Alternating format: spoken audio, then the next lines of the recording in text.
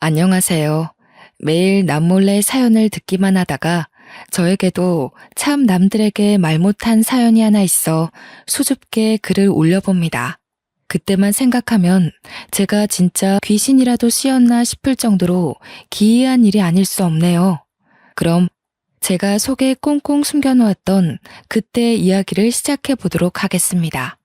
저는 현재 40대이지만 그 당시에는 30대 초중반이었네요. 어릴 때부터 기독교 집안에서 자란 터라 종교 강요를 당하며 살아왔습니다. 할아버지께서 목사님이셨던 터라 온 가족이 꼭 주말에는 예배를 드리러 교회에 가야 했어요.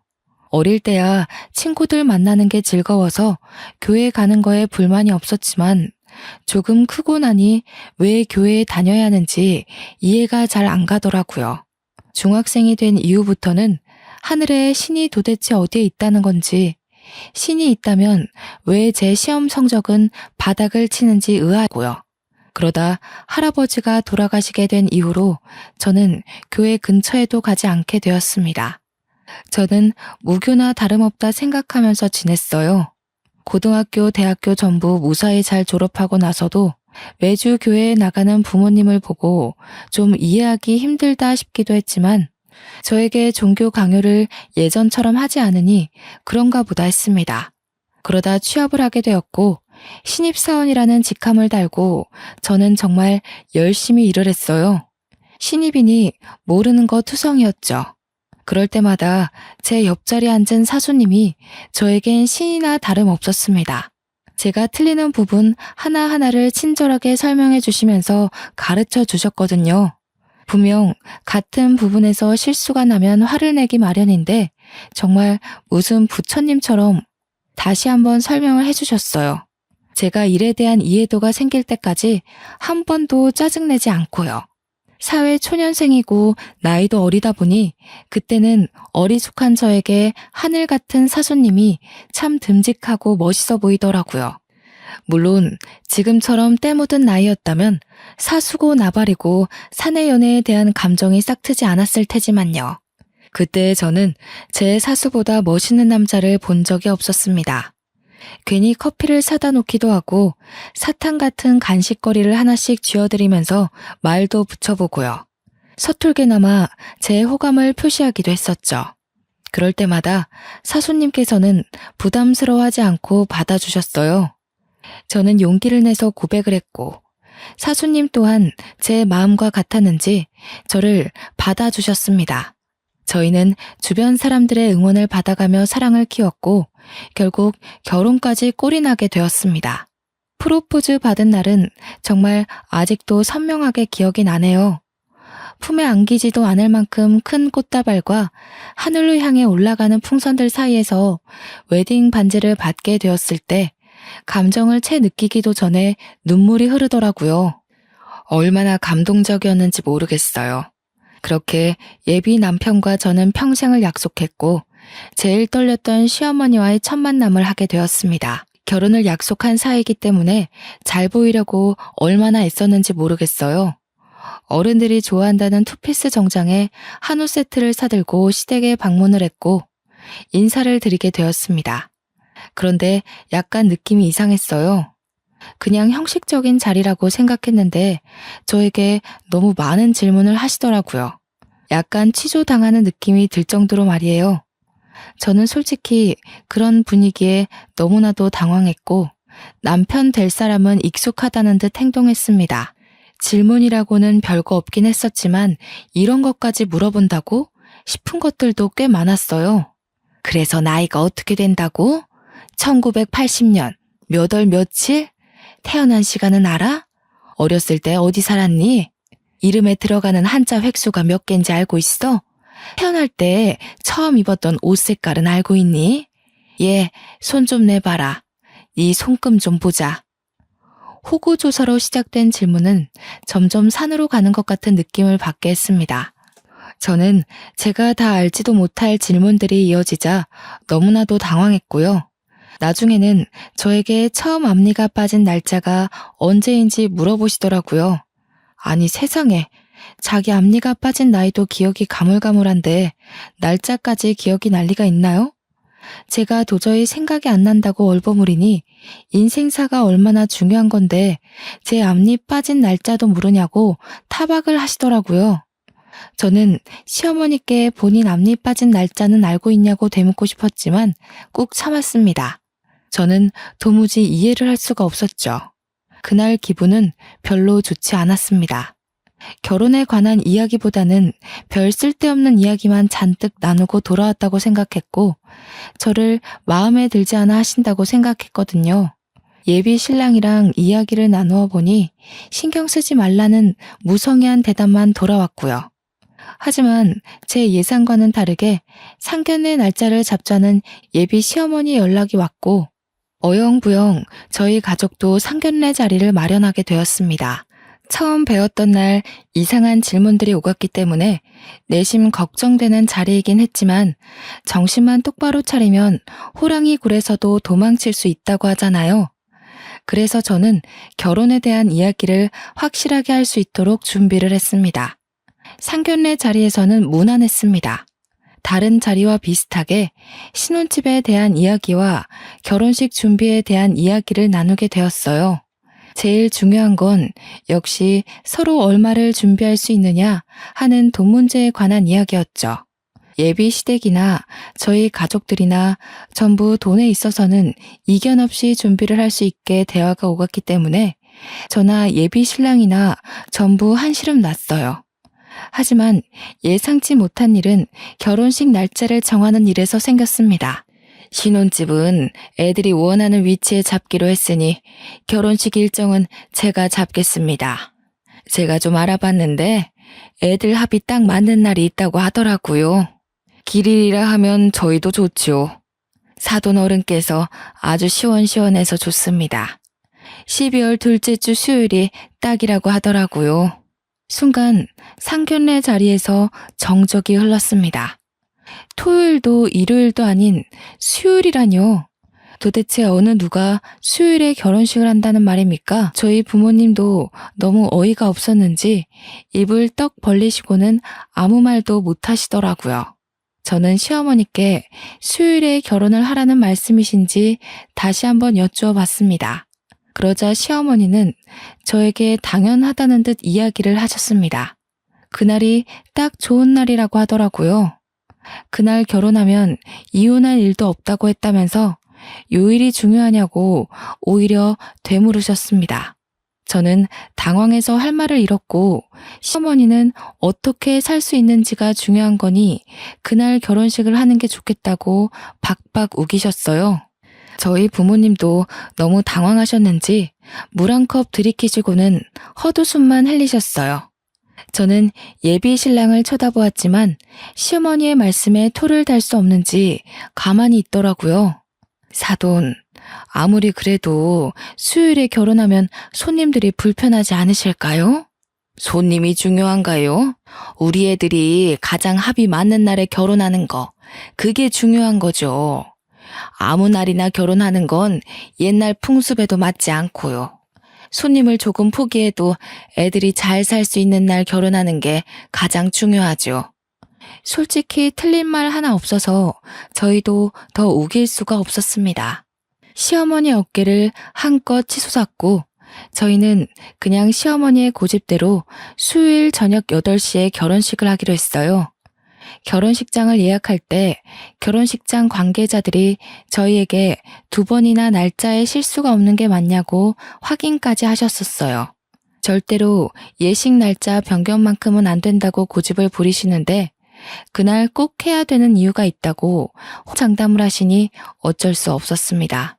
저희 부모님과 제 친구들, 그러니까 친정 쪽 손님들은 모두 황당해 하셨어요.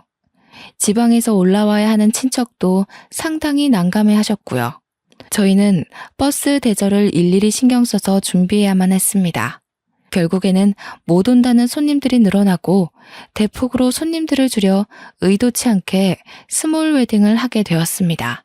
저희 부모님께서 그동안 뿌린 금액이 얼만데 제대로 수고도 못했다면서 참으로 속상해 하셨지만 시집살이 트집 잡힐까 무서워 시댁 의견에 찬성할 수밖에 없었어요. 분명 날짜를 받아왔다고 하셔서 시댁은 따로 종교를 믿지 않거나 아니면 어디 신점을 보러 다니시는구나 싶었는데 시댁이 글쎄 기독교라고 하더라고요. 저희 부모님도 모태 신앙이셔서 그 부분은 참 마음에 든다고 하시면서도 그럼 왜 결혼식 날짜에 그리 신경을 쓰셨지 하시며 의문을 가지셨습니다. 예비 시어머니는 저 결혼식에 목사님께서 주례를 서주시기로 했다고 하셔서 오히려 다행이라고 생각했습니다. 사실 마땅히 주례를 봐주실 분이 없었거든요. 저희 집에서도 목사님이라고 하니 상당히 좋아하셨고요. 그런데 또다시 문제가 발생했습니다. 신혼집이며 혼수며 준비도 다 잘 되었고 결혼식 날짜가 마음에 걸리지만 그래도 다 잘 해결됐으니 다행이지. 우리 이제 결혼하면 주말에는 뭘 하는 게 좋을까요? 나는 취미 생활을 하나 같이 했으면 좋겠는데 운동이든 뭐든요.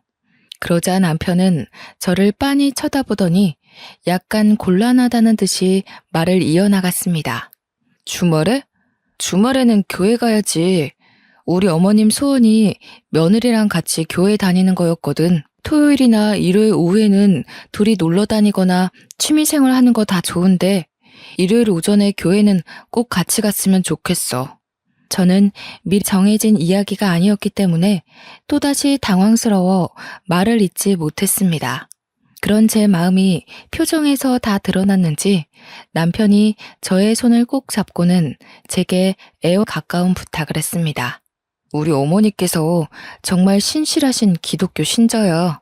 그래서 교회를 오래 다니시기도 했고 온 가족이 교회에 가서 예배드리는 걸 평생 꿈꿔오셨어. 며느리가 생기면 같이 손잡고 예배 보고 밥도 먹고 하고 싶다고 하셨고 내가 나머지 시간에 당신이 스트레스 받지 않도록 잘할게.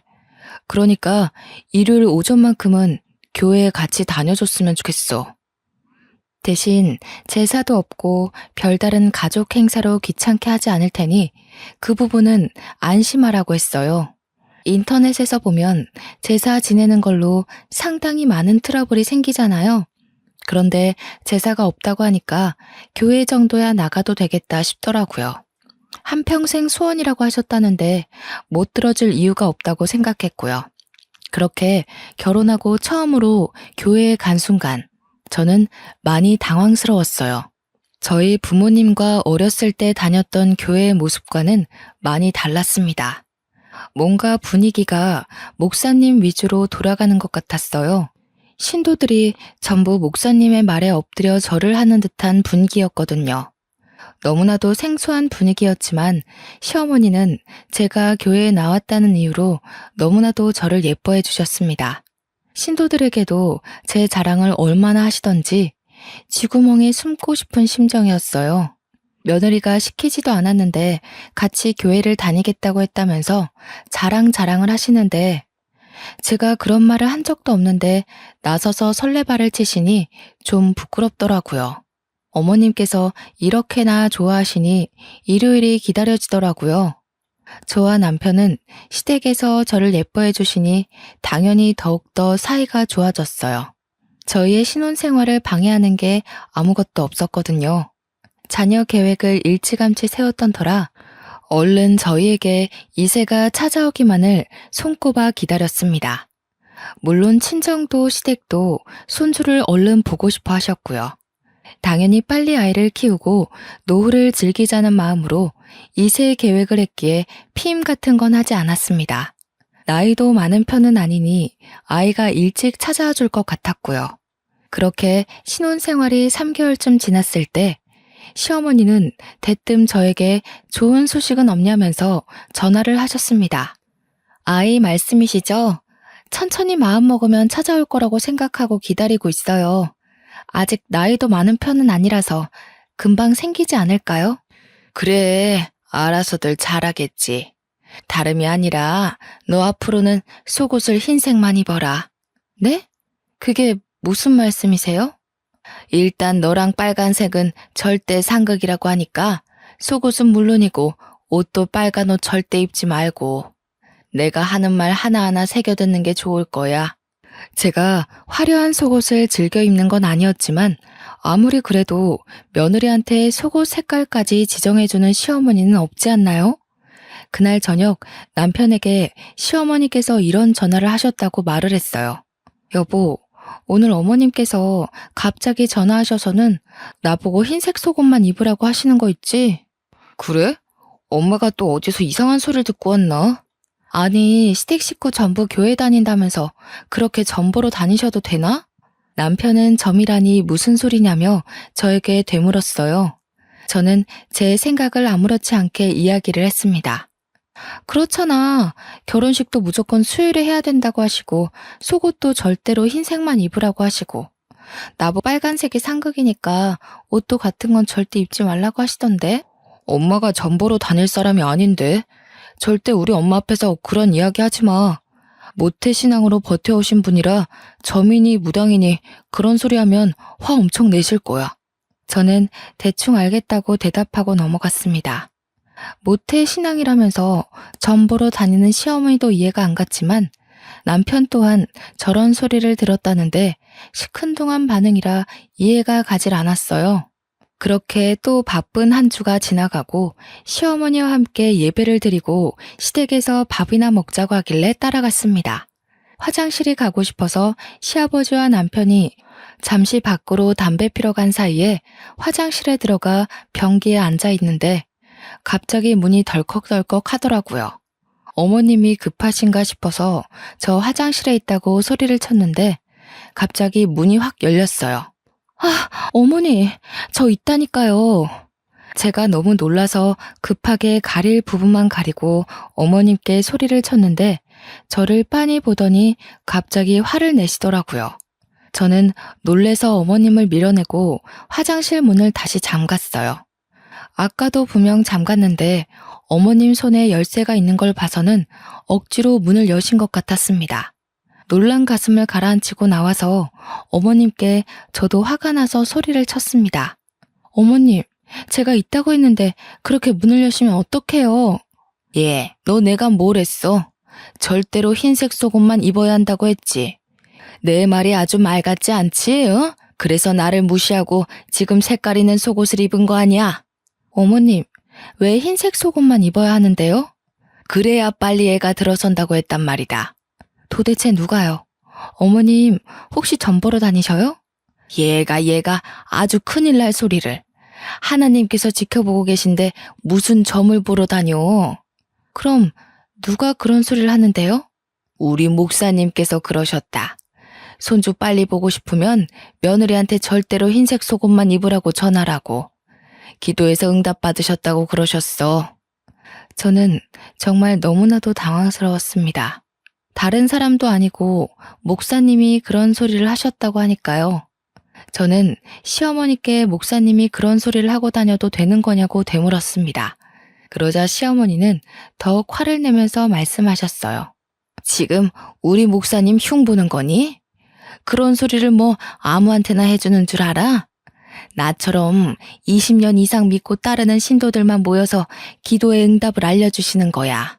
매주 금요일 오전에 몇몇 신도들만 모여서 그렇게 기도회를 한단다. 그때 목사님께서 가족 간의 평안을 위해 물음을 하시고 응답이 오면 하나하나 알려주신단다. 네가 우리 집에 어떻게 시집 오게 됐겠니? 다 목사님께서 며느리를 받아야 한다고 응답을 받으셨기 때문이지. 어머님, 이게 다 무슨 말씀이신지 모르겠어요. 저와 오빠가 서로 사랑해서 결혼하게 된 거지 목사님이 점 찍어주셔서 결혼한 게 아니에요. 너를 집안에 들여야 부흥이 된다고 했다고. 그 말이 얼마나 대단한 말인지. 너 딱 시집 온 날부터 너네 시아버지 사업이 술술 풀리기 시작했잖니. 지금 거래처가 2배로 늘어나서 너 시집 오기 전보다 딱 매출이 4배가 올랐어. 그래서 지금 목사님 말 때문에 저한테 흰색 속옷만 입으라고 하신 거예요? 2년 동안 잠잠하던 사업이 갑자기 부흥한 것도 그렇고 그동안 우리 집안의 대소사를 전부 목사님께서 응답을 받으시고 해결해 주셨다니까. 아가, 네가 건강한 거 다 알지. 근데 임신은 하늘에서 아이를 내려주셔야 하는 거 아니겠니? 속는 셈 치고 딱 흰색 속옷만 입고 지내봐라. 응? 그 뒤로 저는 속는 셈 치고 시어머니의 말씀대로 흰색 속옷을 입었어요. 그러자 정말 3개월 만에 임신이 된 거예요. 임신 테스트기에 두 줄이 딱 떴을 때 저는 임신에 대한 기쁨보다 정말 흰색 속옷 덕분인가 싶은 마음이 먼저 들었습니다. 양가의 임신 사실을 알렸을 때에도 시어머니는 저에게 축하한다는 말보다 목사님 덕이라는 이야기를 먼저 하셨습니다. 흰색 속옷을 입으면 아이가 바로 들어설 거라고 하지 않았느냐며 저에게 의기양양하게 말씀하셨습니다. 자기 말 들어서 절대로 손해볼 게 없다면서 이게 다 전지전능하신 목사님의 기도 덕이라고요. 완전 기세등등하셔서 말씀을 하시는데 솔직히 저도 혹하더라고요. 꾸준히 아이를 가지려고 시도하고 있었지만 그래도 사람에게 조바심이라는 게 생기기 마련이잖아요. 가서 검사라도 한번 해봐야 하나 하는 그 타이밍에 정확히 아이가 들어서니 저도 점점 종교에 빠지게 되었습니다. 그날 이후로 시어머니는 제게 하나하나 목사님의 말씀이라면서 사소한 것부터 일일이 명령하기 시작했어요. 제가 발에 땀이 정말 많이 나는 체질이라 겨울에도 양말을 잘 신지 않을 정도거든요. 여름에는 당연히 슬리퍼만 신고 다니니 양말을 절대 신지 않았었고요. 그런데 시어머니는 저에게 집안에서 양말을 신고 다니라고 하셨어요. 양말이요? 어머니 저 발에 땀이 많아서 양말 신으면 오히려 더 냄새나고 불편해요. 내 말 들어서 어디 손해본 적 있니? 목사님께서 너 양말 안 신고 다니면 한번 탈 난다고 하더라.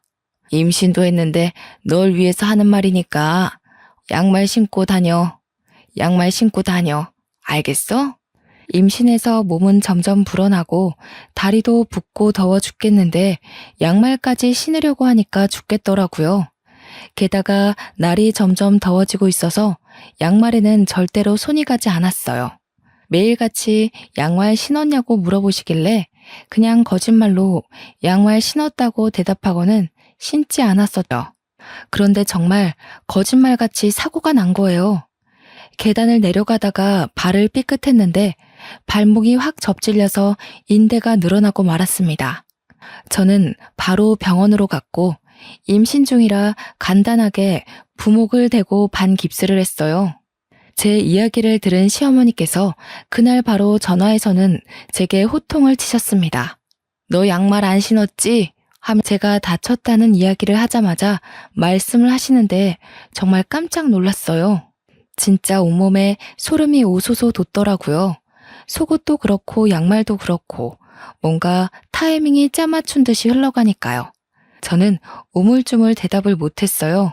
그러자 시어머니께서 엄청 답답해 하시면서 저한테 말씀하셨습니다. 잘 되라고 우리 목사님께서 금요 기도회에서 응답을 전파해 주신 건데 그걸 왜 안 듣고 그러니? 안 되겠다. 너 나 따라서 기도회에 한번 참석하자. 금요일 오전에 시간 비워도. 저는 울며 겨자 먹기로 금요일 오전에 시어머니께서 믿어 의심치 않는 기도회에 참석하게 되었습니다. 그런데 제가 말씀을 따라하고 응답을 받으려고 하는데 목사님께서 저에게는 말을 해줄 수 없다고 하셨습니다. 제가 세례를 받지 않은 사람이기 때문에 기도회에 참석해서는 안 된다고요. 정 참석하고 싶으면 세례를 받고 오라며 정중하게 저를 내보내셨어. 저는 기도회 중간에 밖으로 나오게 되었고 시어머니께 세례받는 법을 여쭈어 보니 무슨 물속에 들어가서 세례를 받는다고 하더라고요. 제가 근데 맥주병이기도 하고 어릴 때 계곡에서 놀다가 물에 빠진 이후로 물 공포증이 있어서 절대로 물에 들어가지 않거든요.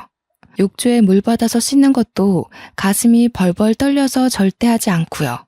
그래서 저는 그냥 세례 안 받겠다고 시어머니나 실컷 기도하시고 말씀 들으시라고 했죠. 그러니 바로 돌변하셔서는 언제는 간이고 쓸개고 빼줄 것처럼 기도에 참석해보겠다고 하더니 이제 와서 말 바꾸는 거냐고 화내더라고요. 어머님, 저 진짜 물 공포증 있어서 절대 물에 못 들어가요. 물속에 둥둥 떠서 기도를 받아야 한다는 게 저한테는 얼마나 공포스러운 일인데요. 게다가 저 물에 뜨지도 않아요. 우리 교회 신도들 중에 물 공포증 있는 사람들도 다 목사님의 말씀의 힘으로 이겨냈어. 우리 며느리가 그 정도도 못할 거라고는 믿고 싶지 않구나. 저 임신 중이잖아요. 혹시라도 잘못되면 어떡해요? 제가 임신 중이라는 핑계를 대자 시어머니도 저에게 더 이상은 강요하지 않으셨어요. 만약 임신이 아니었다면 그대로 머리채 잡혀 끌려갔을 수도 있겠구나 싶더라고요. 어영부영 세례를 잘 피하자 그 뒤로 금요일 오전 기도회에 같이 가자는 말씀은 안 하시더라고요. 솔직히 한시름 났죠. 그런데 그날 이후로 계속해서 목사님의 말씀이라면서 제 살림 하나하나에 간섭을 하시는 거예요. 침대 위치를 바꿔야 된다고 하시면서 대뜸 집에 찾아와 침대를 침실 정 가운데에 떡하니 옮겨두시는 거예요.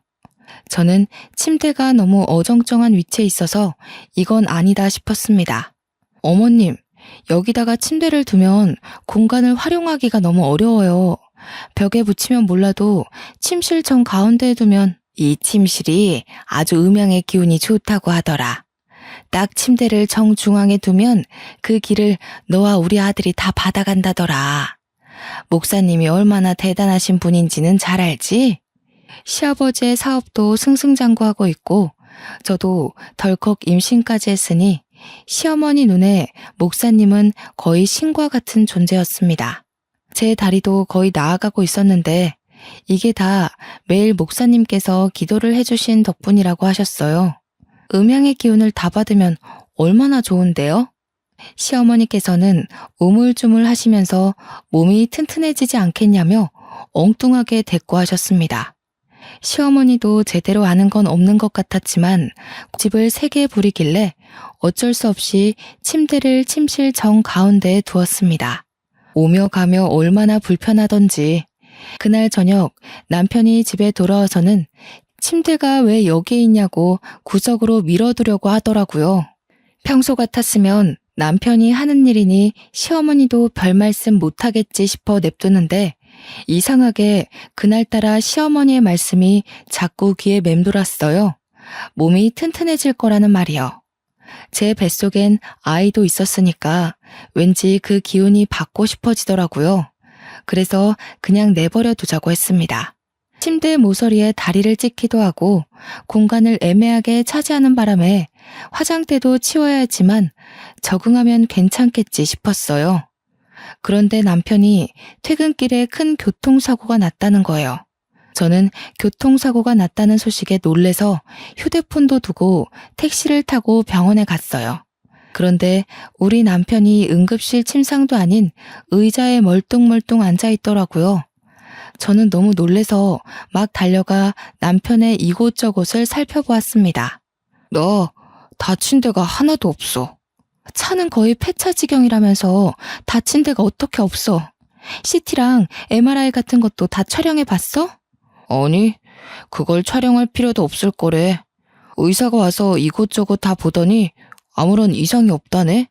레카 차량 기사가 에어백이 잘 터져서 아무 문제 없는 것 같다고 하긴 했는데 차량이 전부 흡수했다고.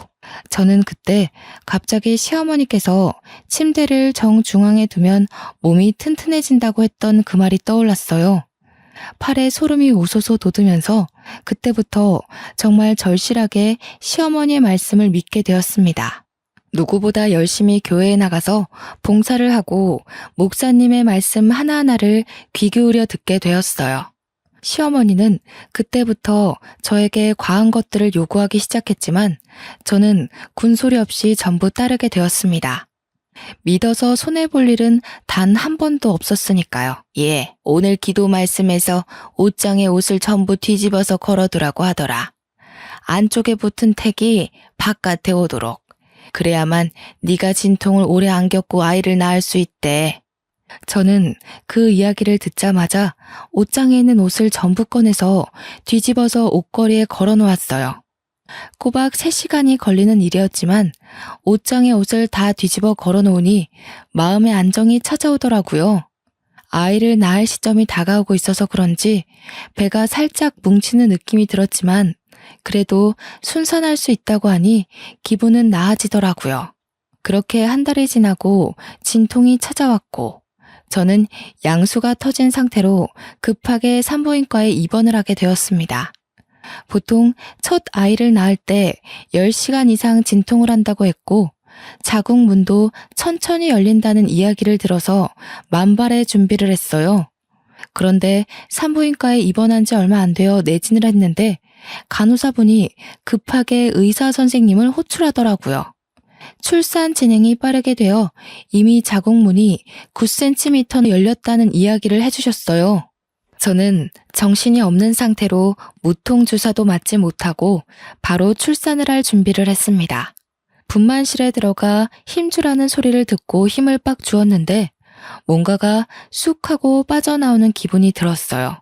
그러면서 진통이 싹 사라지더라고요. 첫 분만에 이렇게 빠르게 출산한 산모도 드물다면서 고작 4시간밖에 걸리지 않았다고 의사 선생님께서는 저를 칭찬해 주셨으면 제 품에 아이를 안겨주시는데 너무나도 감동이었어요. 친구들은 12시간 길게는 40시간도 진통을 했다는데 저는 정말 4시간 만에 아이가 쑥 하고 나왔어요.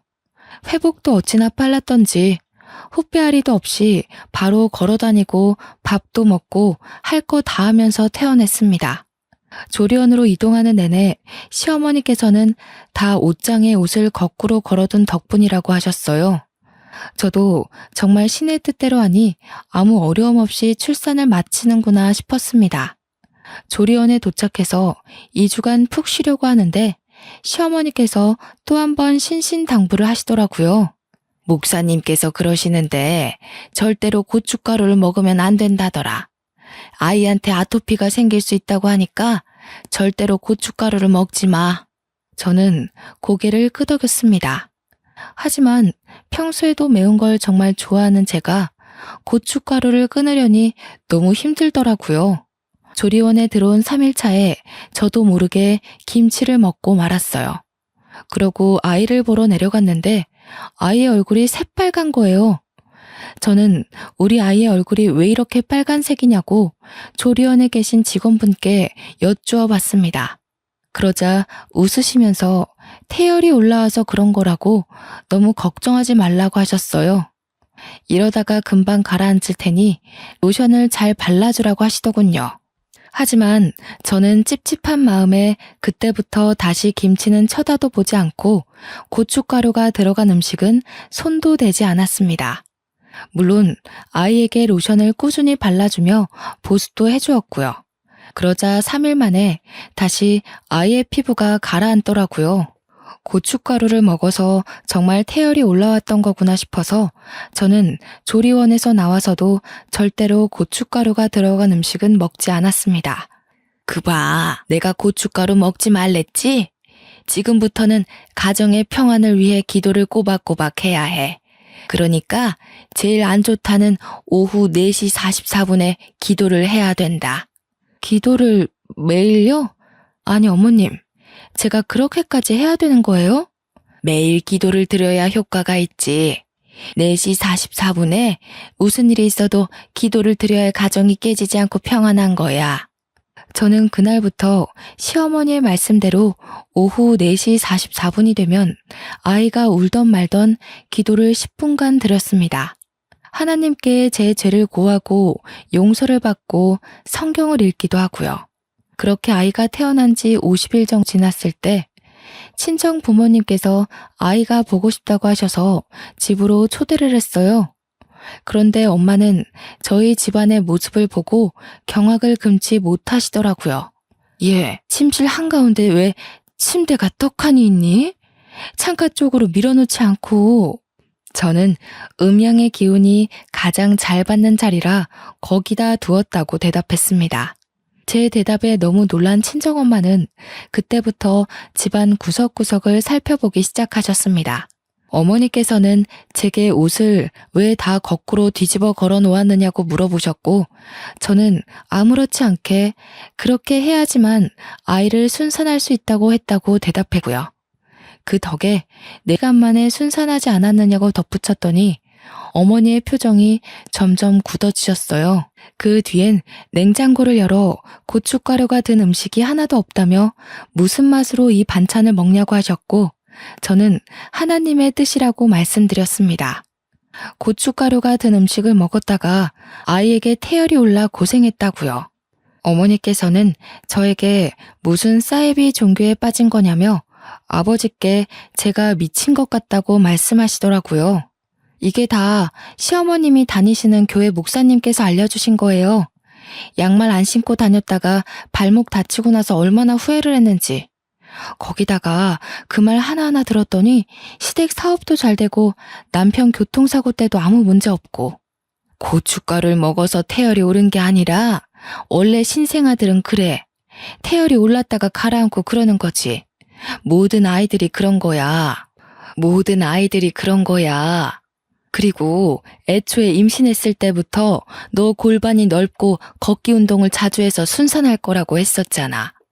물론 4시간 만에 낳은 건 빠르긴 했지만 그게 어떻게 옷을 뒤집어 걸어놓은 덕이겠니? 이서방 교통사고도 그래. 차가 충격을 다 흡수해서 이서방이 멀쩡한 거라고 했다며? 엄마, 지금 몇 시야? 나 기도해야 돼. 오후 4시 44분이 딱 되자 알람이 울리기 시작했고 저는 옆에서 잔소리를 하시는 어머니의 말씀을 무시하고 드리기 시작했습니다. 오늘 있었던 죄를 고하고 용서를 위한 기도를 시작했습니다. 중얼중얼 기도를 드리자 옆에 계시던 어머니의 표정이 점점 싸늘하게 바뀌기 시작했어요. 그 순간 아이가 갑자기 잠에서 깨어났는지 울기 시작했습니다. 어머니께서는 아이가 우는데 무슨 짓이냐며 제게 소리를 치셨습니다. 하지만 저는 어머니의 말씀이 들리지 않는 척 무시를 하고 찬송가를 꺼내어 찬송을 부르기 시작했습니다. 그러자 더 이상 참을 수 없었는지 어머니께서 제 뺨을 짝소리나게 치시는 거예요. 저는 얼얼해진 뺨을 붙잡고 놀래서 어머니를 바라보았습니다. 이 미친 기집애가 어디 사이비에 빠져가지고 지금 애가 오는데 이런 짓을 하고 있어. 이렇게 안 하면 우리 가정의 평안이 사라진다고요. 네 외할아버지가 목사님인 건 잊어버렸니? 언제 외할아버지가 이런 짓 하신 적이 있어? 사람이 시간의 순리대로 살고 일이 생겨도 다 각자의 능력으로 해결하는 거지. 말도 안 되는 사이비 목사 말에 빠져가지고는. 외할아버지 이야기가 어머니의 입에서 탁 터지자마자 정말 머리 한 대 얻어맞은 것 마냥 정신이 들더라고요. 생각해보니 어머니의 말씀도 틀린 게 하나도 없는 거예요. 아이를 가지려고 피임을 하지 않았으니 흰색 속옷을 입던 말던 임신은 당연한 거였고 계단에서 내려오다가 다리를 접질렸던 것도 제가 급한 마음에 서둘러서 슬리퍼 신고 내려가다가 턱에 걸려 접질린 거였고요. 너무 당연하게 일어날 수 있었던 일이었는데 그동안 시어머니의 말씀만 믿고 다 그런 줄 알았던 거였어요. 시아버지의 사업도 그동안 탄탄한 기반을 가지고 운영하셨으니 거래처가 늘고 매출이 늘어나는 것도 당연한 거였고요. 음양의 기운을 받아 남편이 튼튼해져서 사고를 당했어도 다친 데 하나 없었던 것도 그냥 운이 좋아서였던 거였고요. 아이의 태열도 정말 흔하게 발생하는 일이었는데 제가 왜 고춧가루 든 음식을 먹지 않고 버텨냈는지 갑자기 정신이 들고 나니까 이딴 기도가 무슨 소용이 있나 싶더라고요. 어머니께서는 씩씩거리면서 저희 아버지와 함께 저를 말리고 있었고 아이는 울음을 그칠 줄 몰랐습니다. 멍했던 정신이 돌아오자 우는 아이가 걱정되어 바로 안아주었어요. 제 품에 안기자마자 울음을 그치고 저를 빤히 바라보는데 제가 여태 이 아이가 우는 걸 무시하고 기도나 드리고 있었다니 얼굴에 열이 확 오르면서 너무나도 부끄러워지더라고요. 친정 부모님은 남편이 올 때까지 집에 돌아가지 않고 기다리셨어요. 저는 솔직히 너무나도 불안해졌습니다. 남편이 퇴근하고 오자마자 어머니께서 남편에게 화를 막 내기 시작하는데 정말 무섭더라고요. 이서방, 자네 정신이 있는 건가 없는 건가? 어디 사이비에 빠져서는 우리 딸한테 가스라이팅 하는 게야? 지금 집안 꼴이 전부 말이나 된다고 생각해? 자네도 그딴 사이비를 종교랍시고 믿고 있는 거라면 당장 이혼하게. 이혼이라는 말이 나오자마자 남편은 사색이 되어 친정 부모님에게 무릎을 꿇고 빌었습니다. 절대 아니라면서 본인은 그런 종교를 믿지도 않고 쳐다도 보지 않는다고요. 시어머니께도 자기가 말씀드려서 절대로 우리 가족에게 강요할 수 없도록 조치를 취하겠다고 말했어요. 그래도 저희 부모님은 쉽게 그 말을 믿지 않았습니다. 2년 동안이나 이렇게 살아왔는데 이제 와서 쉽게 그 습관이 바뀌겠냐고 하셨어요. 절대로 용서를 할 수 없을 것 같다면서 이혼을 계속 말씀하셨습니다. 남편은 한 번만 믿어달라고 빌고 또 빌었습니다.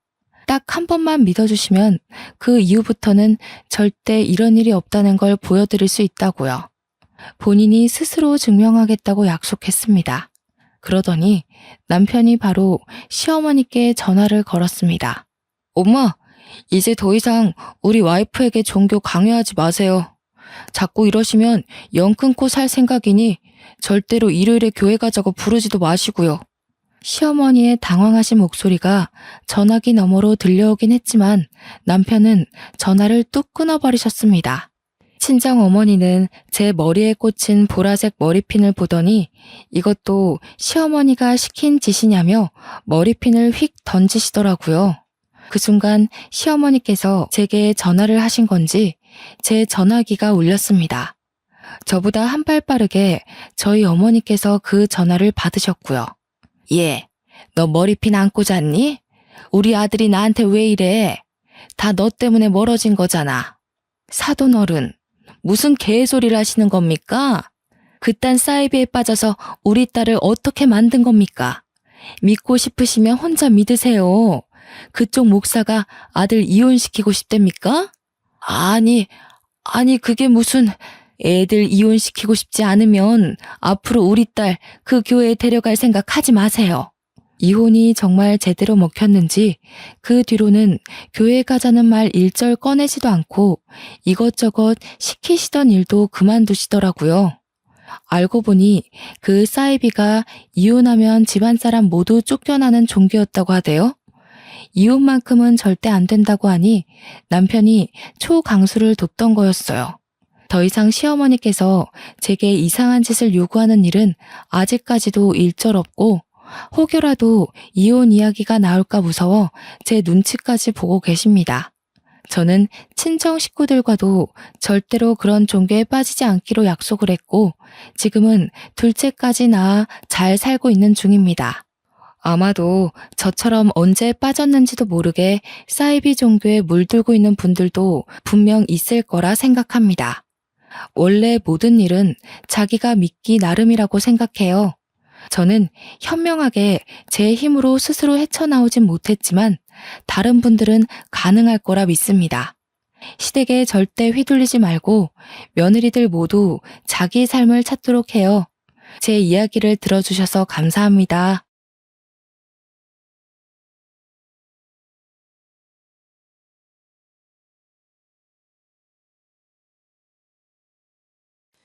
안녕하세요.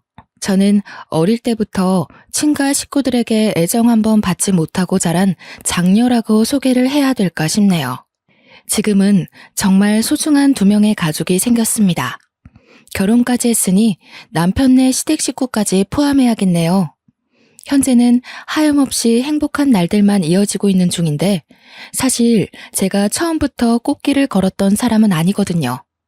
과거에 그때만 해도 가족을 많이 원망했고 세상은 원래 불행한 건 줄로만 알았고 산 사람입니다. 그래서 지금부터 제가 해드릴 이야기는요. 제게 행복을 모르고 자라게 만든 원흉들한테서 어떻게 벗어날 수 있었는지를 들려드리고자 합니다. 저희 집은 어른들이 아들을 유독 바라는 집안이었습니다. 아주 어릴 때는 잘 몰랐는데 1~2살 먹으면서 아빠와 할머니한테 구박받는 엄마가 뭐 때문에 그리 혼나는지 알게 되었어요. 엄마가 다들 그렇게 바라는 아들을 낳지 못하고 딸인 저를 낳았기 때문이었죠. 그래도 할아버지가 살아계실 때는 할머니와 아빠의 훈수질이 막 심하지 않았습니다. 할아버지가 세상을 뜨고 나서부터 할머니의 윽박은 기다렸다는 듯이 심해졌고 엄마를 포함해 저까지 미움을 받았어요. 제가 완전 아기였을 때는 당연히 기억이 안 납니다. 조금 크고 나서 생각한 건데 아마 엄마 아빠는 뱃속에서 제 성별이 드러나자마자 저를 가지고 많이 싸우지 않았을까 싶어요. 이유는 당연하잖아요. 내가 딸이기 때문이었죠. 오직 그 이유 하나가 하루하루 집안이 풍비박산 되어가는 유일한 근거였습니다. 제가 보기엔 할머니도 할머니지만 엄마의 배우자인 아빠가 참 너무했다고 봤는데요. 당시에 아빠가 더 미웠던 건 할머니는 같이 사는 게 아니라서 많이 안 만나기도 했고 아빠가 엄마에게 아들 못 낳는 귀신이라며 막대하는 걸 매일 봤기 때문이에요. 엄마에게만 향하던 아빠의 불같은 화살이 제게 튀기까지 그리 길게 걸리지 않았는데요. 제 기억으로 아빠가 저를 안아준 적은 단 한 번도 없었습니다. 아빠는 항상 저한테 들어가는 모든 돈을 아까워했고 오히려 엄마한테 주던 생활비를 끊기까지 했어요. 때문에 엄마는 따로 알바를 하면서 제 초등학교를 보낸 걸로 알고 있습니다. 저는 초등학교 때부터 집안 돌아가는 분위기를 눈치챘어요. 개학을 앞두고 마지막 일기를 쓰고 있을 때 아빠가 술 먹고 들어와서 엄마에게 호통치는 걸 들었거든요. 야, 이 옆했네야. 집에서 식충이처럼 밥 축낼 시간에 아들 낳게 해달라고 기도라도 하란 말이야. 고작 딸 하나 낳고서 밥이 목구멍으로 넘어가냐? 넘어가냐고. 몇 번을 말해. 그게 내가 원하는 대로 되냐고. 나만 문제 있어? 아들씨 못 부리는 당신도 잘못 있는 거 아니야? 하늘이 정해주는 걸 나더러 뭘 더 어쩌라고. 이 썩을 년이 건방지게 어디서 큰 소리야? 그러니까 네 말은 지금 내 탓이라는 거냐? 내 씨가 뭐가 어쩌고 저째? 이 돼지 같은 년이. 아빠는 거의 매일 술을 마시고 들어와서 엄마한테 시비를 걸었습니다. 손찌검도 빠지지 않았고요. 방문을 닫고 있는 제 방에 고스란히 그 다툼이 들릴 정도로 컸어요. 엄마는 스트레스를 주로 먹는 걸로 해결했는데요. 그렇다고 살이 찌거나 덩치가 큰 게 아니었거든요. 아빠가 술 취해 쓰러져서 모르겠지만 엄마는 먹었던 음식을 새벽에 모두 토해내고 말아요. 제가 한번 싹 자지도 않고 가서 등 두들겨주면 엄마가 괜찮다고 얼른 들어가서 자라고 해서 잘 알고 있어요. 아빠는 잘 알지도 못하면서 맨날 엄마가 밥 먹고 있는 걸로 큰 소리를 많이 쳤습니다. 그때마다 제 속은 아빠를 향한 원망으로 가득 채워져 갔죠. 이 모든 불행이 단지 엄마가 아들을 못 낳아서라는 게 그 어린 나이에 저는 진짜 이해가 안 갔습니다. 엄마라고 아들을 안 낳고 싶은 게 아니잖아요. 누구보다 엄마가 가장 간절할 거란 말이에요. 아들 만들고 싶다고 뚝딱 만들어버리는 게 임신이면 세상 어느 천지 부부가 자녀 성별로 울고 웃고 하겠습니까? 제가 보기엔 스트레스 때문에 애가 더 안 생기는 것 같았어요. 할머니 아빠가 하도 자기 가문 씨 말릴 셈이냐고 협박했고 그 때문에 엄마는 아빠와 원치 않는 관계를 이으며 노력 많이 했습니다. 손 놓고 있었던 게 아니라고요. 그런데도 생기지 않는데 어떡합니까? 당시 제일 괴로웠던 건 분명 엄마였는데 그럼에도 얼른 아들을 임신하길 원하셨어요. 한 번은 엄마도 임신이 되지 않는 게 걱정되어 저를 데리고 산부인과를 간 적이 있었습니다. 병원에서 엄마한테 너무 스트레스가 과도해서 몸이 아기 집을 만들 만한 건강을 못 갖췄다고 하는 거 있죠. 그래도 어쩝니까? 그 집을 나오지 않는 이상 스트레스와 함께 살아야 하는데 엄마는 스트레스 때문에 임신이 잘 안 된다는 걸 아빠 할머니한테 숨겼습니다. 알려봤자 그 사람들이 바뀔 것 같지도 않으니 그냥 이렇게 살다가 끝까지 아들 못 만들면 그대로 살겠다고 단념을 했어요. 그렇게 그 사실을 저만 알고 있는 상태에서 제가 중학생이 되었는데요. 그때까지도 엄마는 아빠와 할머니한테 한결같이 아들 소리로 괴롭힘을 당하며 지내왔습니다. 제가 학교를 다니다 보니 자리를 비워야 해서 엄마를 지켜주는데도 한계가 있더라고요. 아주 어릴 땐 아빠가 무서워서 엄마를 도우지 못했지만 중학생이 되었을 땐 저도 제 나름대로 신념과 생각이 있어서 아빠한테 대들 용기가 생기는 겁니다. 한날 하교하고 돌아왔는데 아빠가 또 엄마를 괴롭히고 있더라고요. 바로 엄마를 제 뒤로 숨기며 겁없이 아빠를 맞섰죠. 엄마가 아들을 못 낳는 게 아니라 아빠가 못 낳게 만들고 있다는 생각은 안 해? 아빠가 맨날 술 먹고 엄마 쥐잡듯이 잡는데 어떻게 애가 생기겠어. 이런 식이면 아빠 때문에 있던 애도 유산될 지경이야. 상미야, 하지 마. 방에 들어가. 엄마 아빠가 알아서 할게. 너 쓸데없는 소리 하면 혼나? 얼른 손 씻고 저녁 먹을 준비해. 나봐. 아빠도 알아야지. 모르니까 자꾸 엄마한테 함부로 하잖아. 아빤 모르지? 엄마 재작년에 병원 갔었어. 병원에서 뭘 하는지 알아? 엄마가 스트레스 과다 상태라서 아기 집이 버틸 만한 몸이 못 된대. 다 아빠 할머니 때문이잖아. 스트레스 좋아하시네. 남들은 순풍순풍 잘 만났는 거 네 엄마는 뭐가 그렇게 어렵다니? 아니 근데 이게 어린 것이 어디 아빠한테 바락바락 소리 지르고 난리야? 저는 그날 아빠한테 처음으로 맞을 뻔했어요. 엄마가 서둘러 아빠를 막지 않았다면 지금보다 더 씻을 수 없는 상처가 남았겠죠. 엄마가 저보고 방에 가라고 소리쳐서 저는 그 자리를 피할 수 있었습니다. 원래 아빠가 저한테 욕은 해도 손찌검은 안 했는데 솔직히 저도 그날 아빠 손이 올라오는 걸 보고 좀 많이 놀랐어요. 그리고 동시에 실망도 컸습니다. 그래도 아빠라고 생각해서 제가 노력하면 언젠가 아빠를 변화시킬 수 있지 않을까 하면서 한 번씩 관계 회복을 위해 애쓰기도 했거든요. 그날 후로 저는 아빠에게 딸로서의 마음을 다 접어버렸습니다. 부모 자식 간의 마지막 애정을 완전 놓아버리니 아빠를 향한 제 마음에 남은 건 분노와 원망밖에 없더군요. 저는 사춘기의 히스테리를 아마 아빠한테 제일 많이 부렸던 것 같아요. 엄마를 괴롭힌다 싶으면 자다가도 뛰어가 아빠한테 대들었으니까요. 그래도 아빠는 제가 악바리 근성으로 막아대니 엄마한테 손찌검하는 걸 줄이긴 하더라고요. 여전히 한숨 쉬고 욕하는 건 마찬가지였지만 그동안에 비하면 엄마를 덜 함부로 했습니다. 스트레스 과다 때문에 아기 집이 불안정하다고 하니 그 말에 살짝 겁먹은 듯한데 진작에 말해줄 걸 싶더군요. 엄마도 참 제 엄마지만 당시에는 어린 마음에 엄마가 너무 바보 같다고 생각했습니다. 대체 왜 아빠 할머니한테 휘둘리는지 모르겠는 거예요. 제가 이렇게 살지 말고 아빠 할머니 버리고 도망가자고 했는데도 엄마는 저를 타이르기만 했어요. 아들만 낳으면 아빠도 안 그럴 거야. 너 처음 가졌을 때 아빠가 얼마나 좋아했는지 알아? 내가 아들인 줄 알아서 그랬다면서. 할머니가 딸이 확실하다는 태몽을 꿨다면 나 엄마 지금처럼 똑같이 찬밥 신세였을 거야. 엄마는 아빠와 할머니의 본색이 어떤지 알면서도 제게는 그 사실을 자꾸 미화시켰습니다.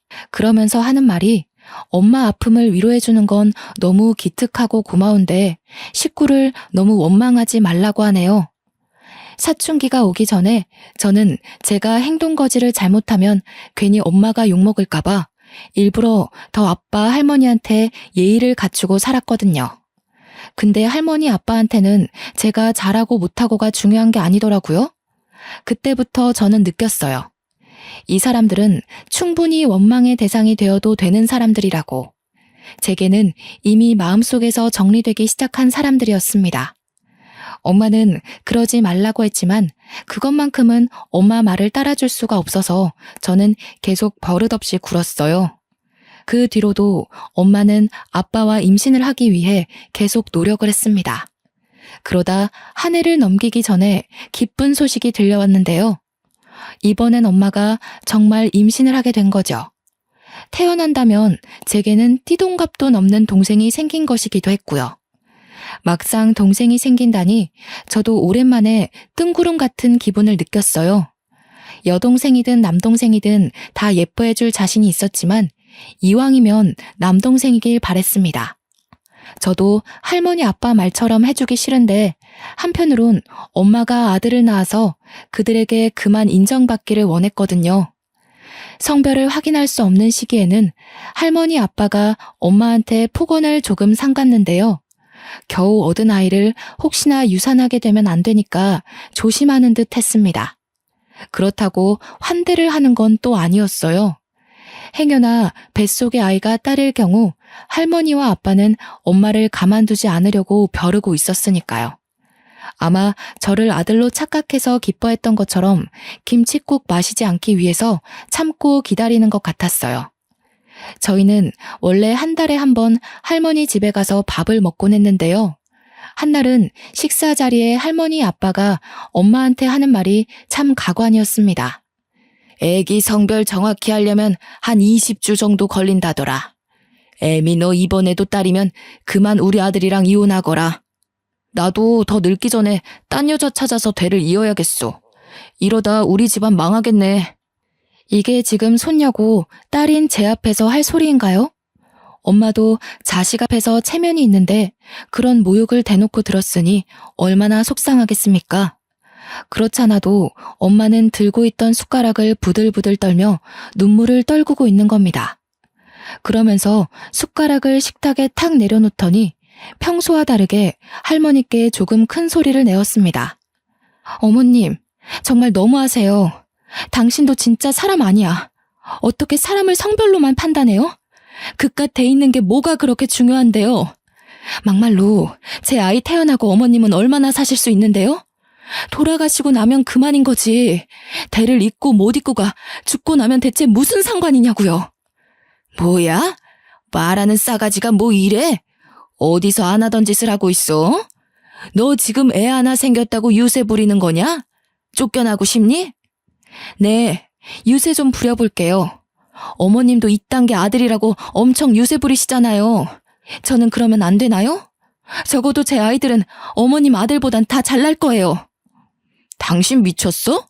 우리 엄마한테 무슨 말버릇이야? 그리고 뭐? 이딴 게 아들? 이게 임신했다고 오냐오냐 해줬더니 확 그냥. 그때 아빠가 엄마를 향해 숟가락을 올리는데 예전 같았으면 바로 내리쳤을 것을 엄마의 임신 때문인지 그냥 때리는 신용만 하더라고요. 아빠가 분을 삭히며 열을 내고 있는 순간 그때 시모가 식탁 위에 있는 동치미 국물을 엄마한테 뿌렸습니다. 엄마 옷이 동치미 국물에 쫄딱 젖고 말았죠. 기어오르는 것도 정도가 있지. 네가 뭐라도 된 것 같으냐?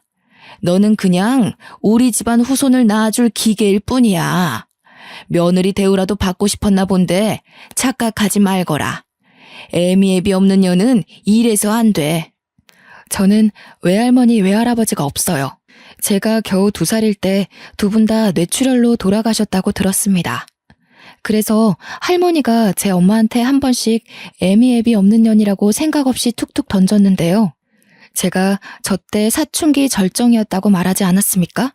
그래서 인정사정이 없는 상태였거든요.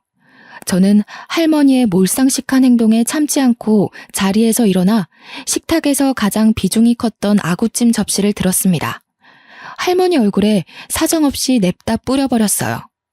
접시에 늘러붙은 콩나물까지 손으로 싹싹 긁어서 던졌고 할머니 옷에다가 더러워진 손을 닦았습니다. 할머니가 기어오르는 사람한테 이런 식으로 하길래 저도 한번 해봤어요. 기분 나쁘세요? 알면 작작하세요. 한 번만 더 우리 엄마 건들면 저 더한 짓도 할 거예요. 그 아구찜도 엄마가 입덧으로 생선을 힘들어했는데 할머니가 자기 아들 좋아하는 음식이라고 무시하고서 준비한 거였어요. 저는 경악하는 할머니 얼굴을 똑바로 마주하면서 겁도 없이 노려봤습니다. 지금 돌아봐도 그때 저는 무척 거침이 없었다고 봅니다. 현재는 상상도 못할 용기거든요. 할머니는 빨간 국물이 범벅된 처참한 몰골로 소리를 아악 지르면서 절규했습니다. 1년을 돈 모아 샀던 분홍빛 원피스가 더럽혀졌다며 난리가 났네요. 여태 늙은 몸뚱이에 가려져 태가 안 살아서 몰랐는데 나름 값비싼 명품이었나 보더라고요. 야, 너 이 기집애 할머니한테 무슨 짓이야? 오늘 아주 둘이서 쌍으로 사람 열받게 하네? 네가 엄마 몫까지 대신 감당할래? 아빠가 자리에서 벌떡 일어나 저를 때리려는 걸 엄마가 막는 바람에 아빠 눈싸움만 했는데요. 저는 이제 아빠가 무력을 행사하려고 해도 무섭지가 않더라고요. 그땐 엄마가 맞는 걸 보느니 제가 맞는 게 낫다고 생각해서 그랬나 봅니다. 아들인지 아닌지 그거면 되는 거잖아요. 아들 아니면 이혼해 줄 테니까 제발 딸애는 건들지 마. 엄마는 아빠에게 울고 불며 사정했어요. 엄마 입에서 처음으로 이혼 단어가 나왔는데 그건 아빠뿐만 아니라 저도 솔깃하게 된 고백이었어요. 이혼해준다는 엄마 말에 아빠는 씩씩거리며 주먹질을 참았고 엄마는 혹시나 아빠가 다시 화낼까 싶어서 그대로 저를 데리고 밖으로 나왔습니다. 그렇게 엄마가 임신 20주 될 때까지 집안이 조용했어요. 할머니는 저 때문에 화가 많이 났는지 엄마한테 결과 보고만 하라며 연락을 끊어버렸네요. 20주는 생각보다 빨리 다가왔습니다. 아빠, 할머니는 오래 기다렸는지 아침부터 엄마를 재촉했어요. 그렇게 병원을 다녀온 뒤로 이 끈질긴 관계가 드디어 정리가 되었는데요. 엄마 뱃속의 아이가 아들이 아닌 딸이라는 게 밝혀지자 아빠가 기다렸다는 듯 이혼 서류를 내밀었습니다. 할머니는 인사도 없고 얼굴도 비추지 않았죠. 엄마는 양육비를 받는다는 조건으로 이혼에 합의를 했고요. 제가 원래 살던 집은 재산 분할로 처리되어 팔렸습니다. 저와 엄마는 집을 나오고 밤새 걸어서 겨우 여관 같은 단칸방을 얻어 살 수 있었는데요. 재산 분할받은 돈이 아니었다면 이마저도 못 구했을 거라 감지덕지하며 계약했습니다. 원래 살던 형편보다 훨씬 어려워졌지만 저는 내내 기분이 들떠 있었어요. 더 이상 아빠와 할머니의 저주가 없고 엄마와 둘만 있는 그 시간이 너무 좋았거든요. 그 사이 엄마는 갈수록 움직임이 불편해지고 배가 불러왔습니다. 출산이 임박하게 되었는데 제가 이날만 생각하면 아직도 마음 한구석이 쿵쿵 뛰어요. 엄마가 만삭이라 몸이 안 좋은 걸 알아서 친구들과 놀지도 않고 바로바로 하교를 했는데 한날은 저희 집 문이 활짝 열려 있는 거 아니겠습니까? 서둘러 집안을 살폈으나 엄마는 없고 어질러진 이불만 있었습니다.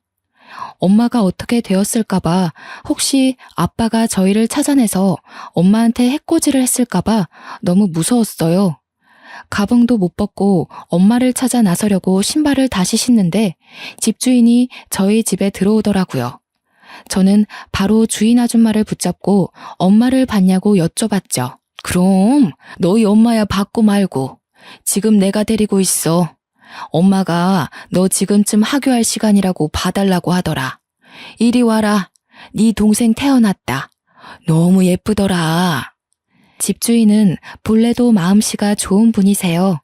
저희 사정을 알고서 방세도 10만 원 낮춰서 해주셨거든요. 집주인 아줌마께서 평소에도 만삭 엄마가 혼자 있는 걸 신경 쓰며 한 번씩 집에 들려주곤 했는데 마침 엄마가 진통이 온 걸 봤다고 하는 겁니다.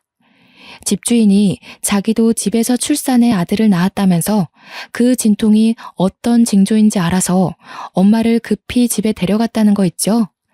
집주인 덕분에 저희 엄마가 무사히 출산을 했고 이후 주인 아줌마는 엄마 산후조리에도 많은 도움을 주셨어요. 내가 줄 건 없고 우리 둘째가 이번에 초등학교 가거든. 예전에 입었던 아들 옷들 좀 챙겨왔어. 딸이라서 좀 그럴 수도 있겠지만 당장 급할 테니깐.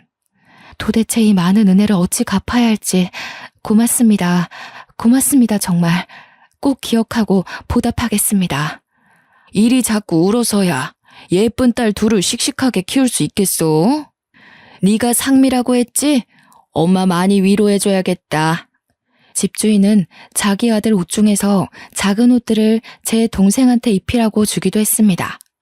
당연히 갓난 아기한테는 컸으며 또 남자의 옷이라 공주풍 옷은 아니었지만 엄마는 그것만으로도 정말 감사히 생각하며 집주인에게 고개를 한참 숙였어요. 저 또한 감사한 마음은 마찬가지였습니다. 그래서 이후에도 더없이 예의를 갖추고 밝고 씩씩한 태도를 보였죠. 다 큰 나이에 여동생을 얻었지만 마치 자식이 있다면 딸을 안고 있는 기분처럼 느껴졌어요. 아이가 너무 작고 소중하더라고요. 이름은 상이라고 지었는데 집주인이 저같이 상자 돌림하라고 추천해준 이름이었습니다. 식구가 하나 더 생기니 다른 의미에서 또 살맛이 나더라고요. 근데 문제는 엄마가 여동생 때문에 일을 할 수 없어서 그동안 수중에 있는 돈이 다 떨어진 상태였어요.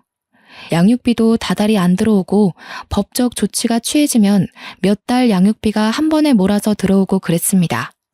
사지 멀쩡한 저는 더 이상 엄마 말대로 공부만 할 순 없겠더라고요. 그래서 고등학생 되자마자 알바를 시작했습니다.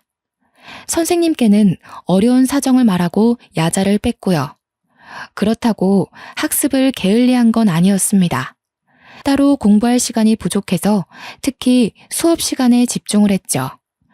학교 교육만으로도 충분히 제 성적은 무섭게 치고 올랐고 어느새 진학 상담할 때가 되고 보니 서울대보다 한 단계 낮은 대학에 장학금을 받고 갈 수 있는 수준이 되어 있더군요.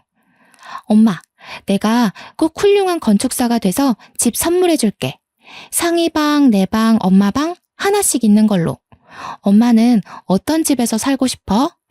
아이고, 무슨. 엄마는 바라는 거 하나도 없어. 해준 것도 없는데 네가 이만큼 잘 커준 것만으로도 충분히 선물 받은 기분이야. 엄마 신경 쓰지 말고 그냥 공부만 열심히 해줘. 또 이런다.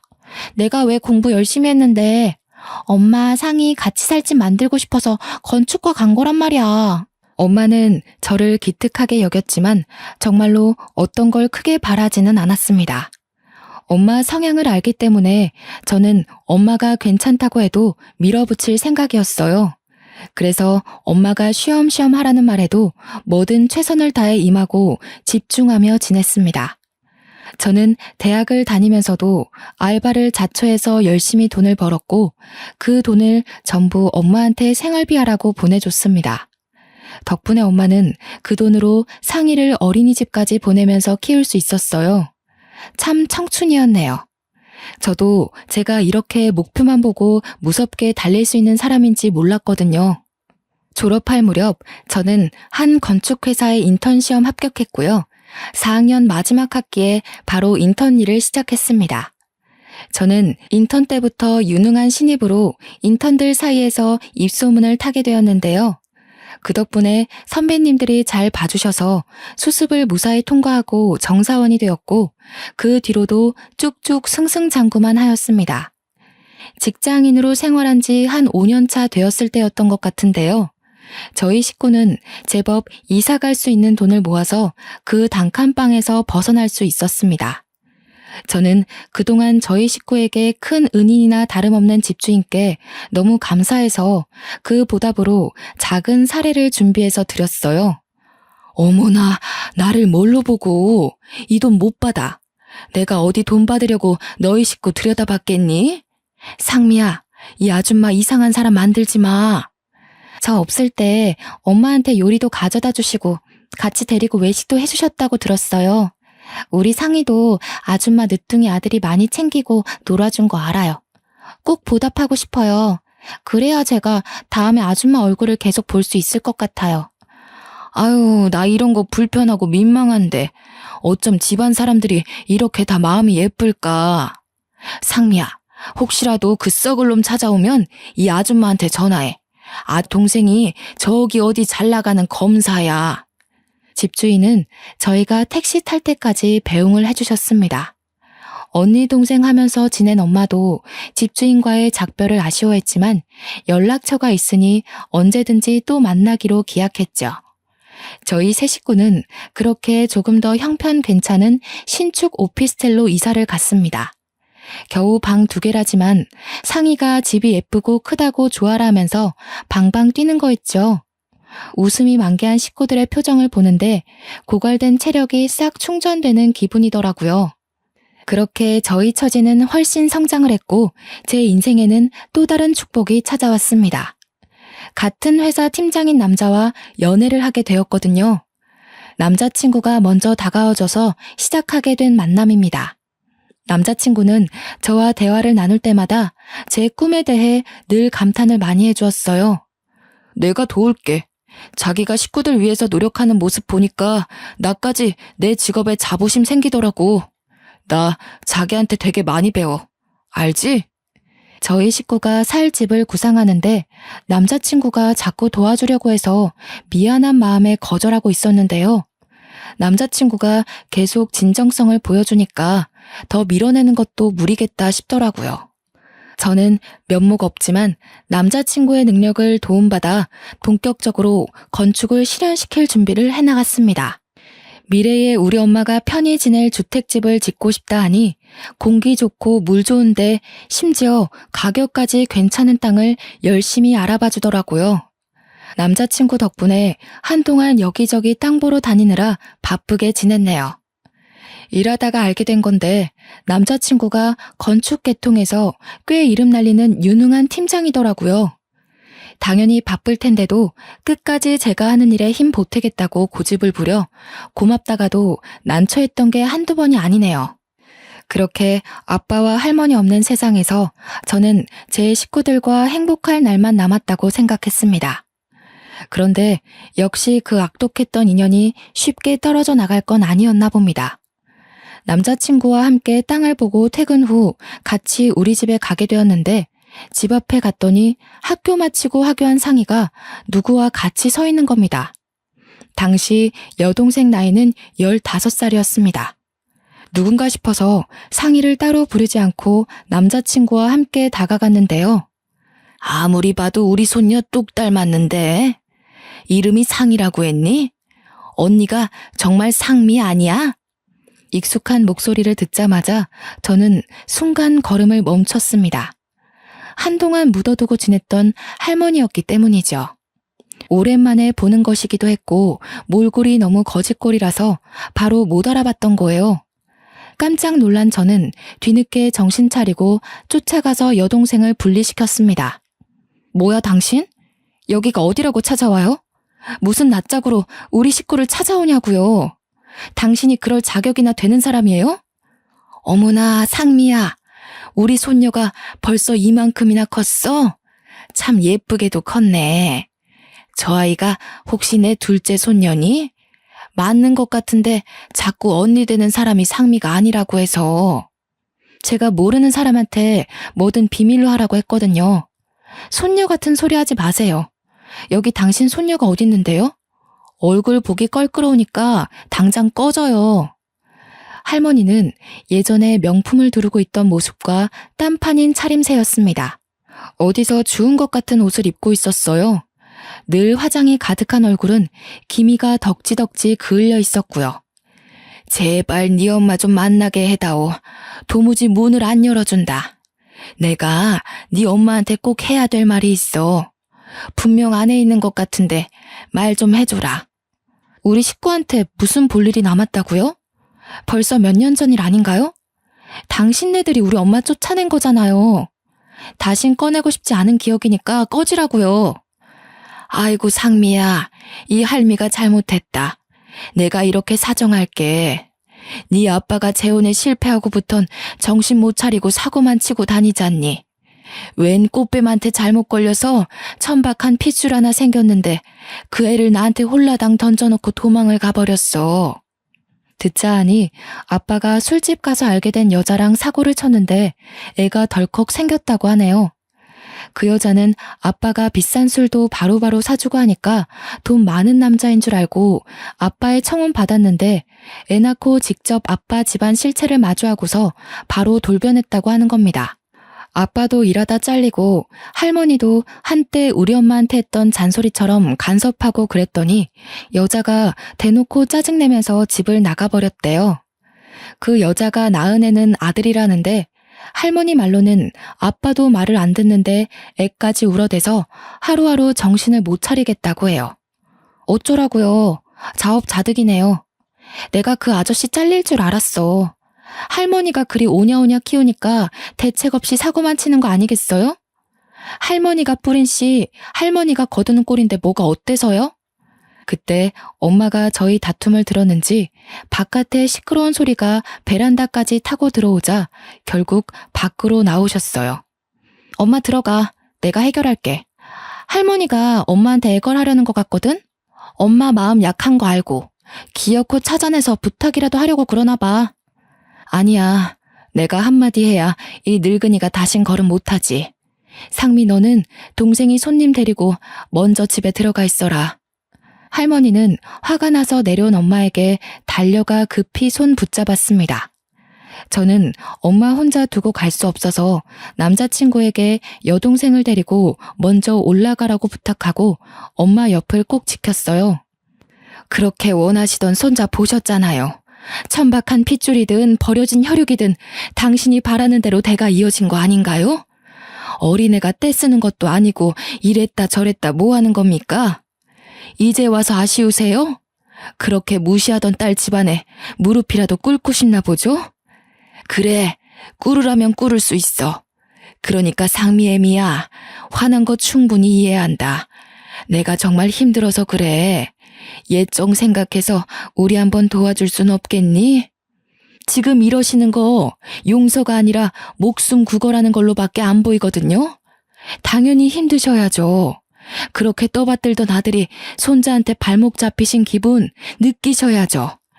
말년에라도 그 융통성 없는 신념이 무너질 수 있어서 참 다행이네요. 남은 생 아들들이 주는 복 실컷 받으려고 그런가 봐요. 팔자라고 생각하고 사세요. 엄마는 그대로 저를 데리고서 집에 돌아왔습니다.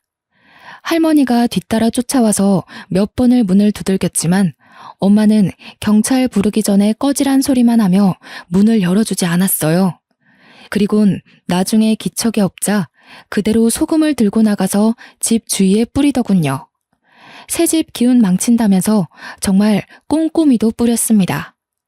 제 남자친구도 저희 집 사정을 얼추 다 알고 있어서 엄마와 저를 한참 위로해줬어요. 그 뒤로 할머니는 더 이상 모습을 드러내지 않았는데요. 주변을 경계하며 지내던 사이 어느새 남자친구와 결혼을 약속한 사이가 되었습니다. 제 오랜 꿈이었던 우리 식구가 지낼 만한 전원주택 있잖아요. 예비 남편이 혹시라도 제가 사기당할까봐 손수 토지 계약 다 알아봐주고 저렴하고 괜찮은 집터로 구해줘서 야무지게 준비할 수 있었어요. 예비 남편이 추천해준 근교의 땅도 대출을 조금 받아서 매매를 했고요. 그렇게 계곡이 근처에 있는 땅에서 전원주택 공사가 들어갔습니다. 제가 몇 년을 노력해 만든 설계 도면을 가지고 남편이 추천해준 건축사와 함께 저렴한 견적으로 짓고 있어요. 아, 그리고 예비 남편과 결혼식 날짜 정하기 전에 상견례 약속부터 잡았는데요. 제가 그날 정말 깜짝 놀랐잖아요. 서로 일이 바빠서 시부모님을 상견례 때 처음 뵈었거든요. 그런데 시모가 다름 아닌 제가 아는 분이지 뭡니까? 옛날에 저희 엄마 저를 도와준 그때 그 집주인 아줌마인 거 아니겠어요? 왜 있잖아요. 제가 돈을 준다고 해도 손살에 치셨던 마음 좋은 아줌마요. 어머나, 이게 누구야? 석희 동생이 성미 아니니? 세상에나, 이게 다 무슨 인연이야? 저 다 큰 아가씨가 그때 그 아기 성이야? 예, 언니, 저 애가 성이에요. 언니 덕분에 무사히 낳았던 그 아이요. 도대체 어떻게 이런 우연이 있단 말이에요. 심장이 다 벌렁거리네. 자기, 우리 부모님이랑 아는 사이였어? 어떻게 아는 사이일 수가 있지? 나 지금 정신 없어서 이해가 하나도 안 되네. 나도 진짜 놀랬어. 내가 지난번에 말해준 적 있는데 기억할지 모르겠다. 옛날에 단칸방에서 되게 좋은 집주인 만났었다고 우리 식구한테 은인 같은 분이라고 했었잖아. 예비 남편은 제 말을 당연히 기억하고 있더라고요. 그래서 뒤늦게 놀랐습니다. 남편도 제 얘기를 들을 당시엔 그 집주인분을 엄청 칭찬했거든요. 저희는 서서 정신없이 인사를 나누느라 한참 뒤에 착석했는데요. 시모 옆에는 상위 또래로 보이는 남자애 하나가 있었는데 그 아이가 누군지 바로 감이 오더라고요. 네, 바로 집주인 집에 있던 늦둥이 둘째 아들이었어요. 우리 상이 어린이집 다닐 때 그 옆에 초등학교를 다니면서 항상 상이를 친동생처럼 손잡고 등하교하던 아이였죠. 그땐 저보다 한참 작았는데 상견례 때는 이미 저보다 키가 훌쩍 커 있는 거 아닙니까? 문득 세월이 확 느껴지더라고요. 그렇다면 저 아이가 예비 남편 남동생이라는 건데 생각을 곱씹을수록 정말 놀라운 인연이지 않습니까? 서로 감격에 겨워서 근황 얘기에만 빠져 있다가 엄마가 뒤늦게 결혼 이야기를 꺼내며 걱정되는 마음을 표현했는데요. 아이고, 언니, 이렇게 사돈까지 맺을 줄 몰랐는데 우리 가족이 한없이 부족해서 어떡해요. 이렇게 되면 저희가 너무 받기만 하는 꼴이 돼버리는데. 에헤이, 상미 듣기에 서운할 소리 한다. 상미 같은 며느리 얻을 수 있는 게 어디 쉬운 줄 알아? 그리고 부족한 애 만에 그런 소리 하지 말랬더니 아직도 그러네. 세상에서 너 같은 엄마들이 제일 대단하고 보물인 거야. 자식을 둘이나 혼자 키웠는데 그보다 더 가진 것 많은 집안이 어딨다고. 무슨요. 내가 면목이 없어서 그러죠. 아직 언니한테 갚지 못한 빚도 많은데 사돈집이 서로의 얼굴이 되기도 하잖아요. 우리 상미야 참 잘 커주고 자랑스럽지만 이쪽 사돈 자리가 영 시원찮아서 걱정이네요. 제가 돈이 없고. 그런 거 다 필요 없고 나한텐 인성이 최고 중요해.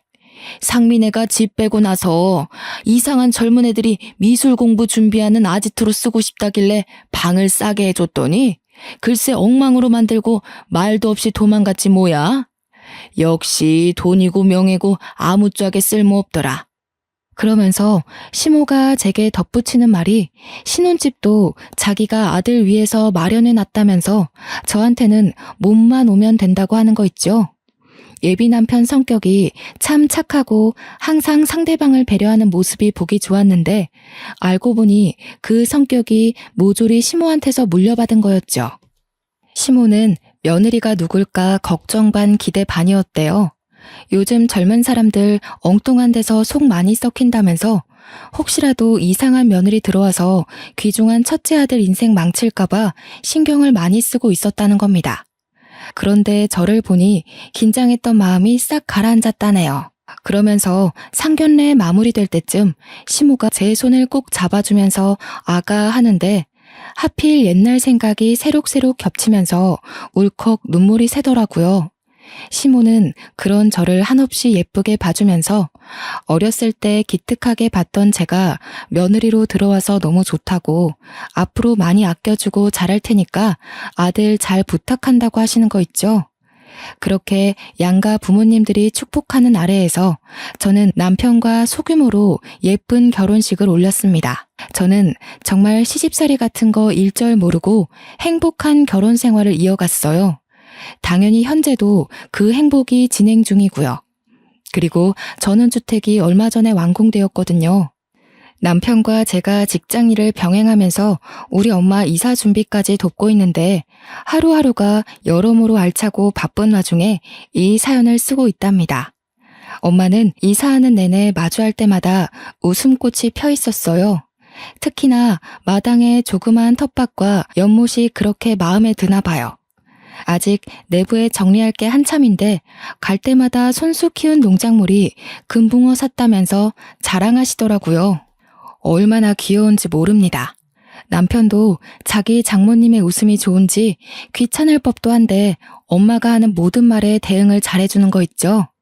저는 한 번씩 과거에 엄마가 매일 밤 울던 때가 생각이 나서 순간 감정이 울컥할 때도 있어요. 그대로 지금 이렇게 행복하신 걸 보니까 저도 더 이상 엄마 걱정은 덜어볼까 싶네요. 엄마는 요즘에도 저 덕분에 인생 폈다고 항상 저더러 고맙다고 말하는 게 습관인데요.